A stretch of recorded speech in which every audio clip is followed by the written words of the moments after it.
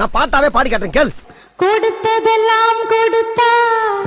என்ன சத்தம் எங்க இருந்து வருது? இவர் யாருக்காக கொடுத்தார்? ஒருத்தருக்காக கொடுத்தார், இல்லை ஊருக்காக கொடுத்தார். நல்ல எக்கோ வாய்ஸுங்க உங்களுக்கு. என்னடே 3 நாள் கார் இருக்கு. ஆனா நம்முடைய தமிழ்நாடு முதலமைச்சர் கொடுத்திருக்கிற காரில் அதற்கு இருக்கிற ஒரு கெத்து, அந்த எம்எல்ஏ கெத்து. கொடுக்கிற காரை இன்னோவா காராக கொடுத்தால் நன்றாக இருக்கும் என்று சகோதர ஒரு அளவுக்கு மேல பண்ண. ஒரே ஒரு விஷயம் ஃபன்னா சொல்றேன். என்னப்பா? நான் கல்லூரி படிக்கும் போது காதல் தோல்வி, வேலையும் இல்ல காரும் இல்ல. இன்னைக்கு வேலையும் கொடுத்திருக்காரு தலைவர், காரும் கொடுத்திருக்காரு.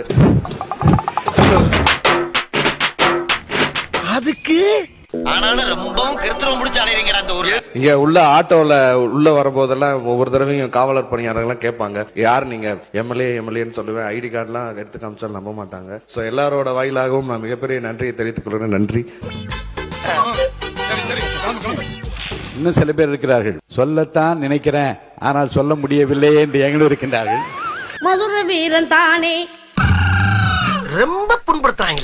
உட்காருங்க உட்காருங்க உட்காருங்க உட்காருங்க உட்காருங்க எல்லாரும் உட்காருங்க. நீங்க தொடர்ந்து. மாநில உறுப்பினர் ஓஎஸ் மணியன் அவர்கள் பிரச்சனையை தீர்க்க வேண்டும் என்று விரும்பினீர்கள் அல்லது இங்கே பேசிவிட்டு அது வெளியே விரும்பல? நீங்க கோபமா பேசுறீங்க, அமைதியா பேசுங்களேன்.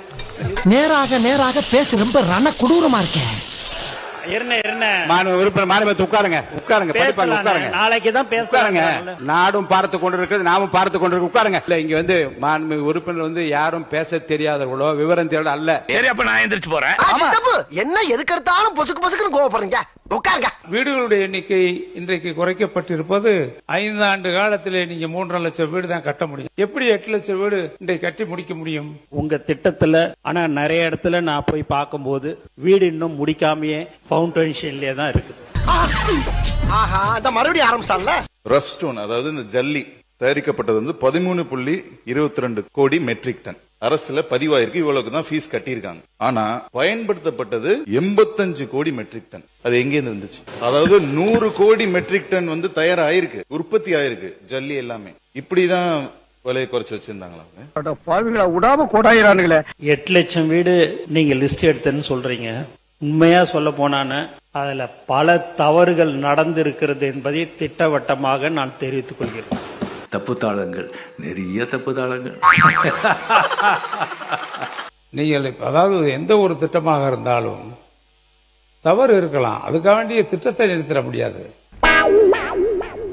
தவறு நடந்திருக்கலாம் என்று அவரே சொல்கிறார்.